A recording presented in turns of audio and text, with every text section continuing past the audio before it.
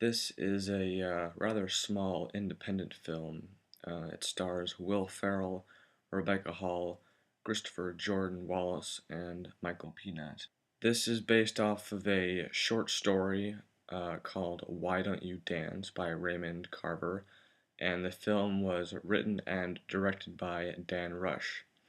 The budget for this film was $8 million, so it's really low budget film, and it was shown at the Toronto International Film Festival as well as the London Film Festival.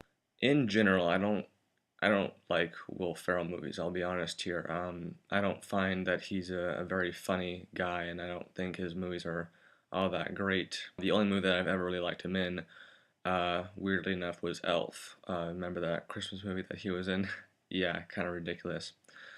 But when I saw the preview for this film, which I think was when I saw The Conspirator, I actually was really interested because it looked like he was taking kind of a new step in his career and kind of trying something different. This is definitely a much more diverse role than he normally does, and he's playing more of a dramatic role.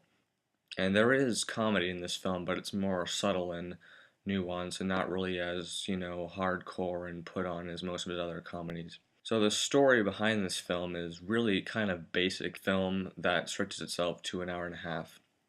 The story is of Will Ferrell's character who, in one full day, is fired from his job, where he's been working for, I think, 16 years, I believe. His wife leaves him, and she changes the locks in the house, and he can't get in, and all of his crap is thrown on the lawn, so he's pretty much lost everything. One of the things I found really, I guess, unique about this film is that even though he's lost everything, the film doesn't ever really feel depressing.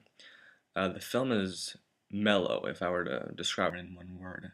The film is never really upbeat, and it's never really depressing, like down in the dumps. It's really sort of monotone, mellow, and that can be seen as a strength and a weakness. And it's kind of both here because while it's nice to see him in a different role, he and the other characters never really show a lot of emotion throughout the entire film. It's very short paced. It is not a fast paced film at all.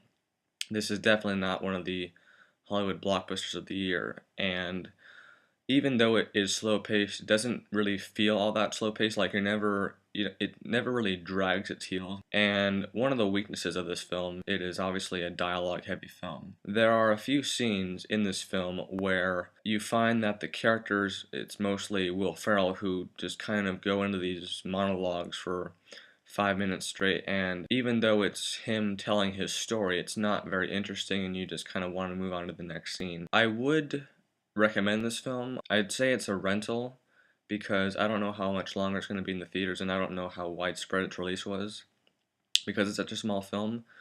I saw it yesterday, and it's been out for a while now. I don't remember how long exactly, but it's been out for a couple weeks, and it's gotten pretty positive reviews. And I'm gonna give it 3.5 out of 5 stars.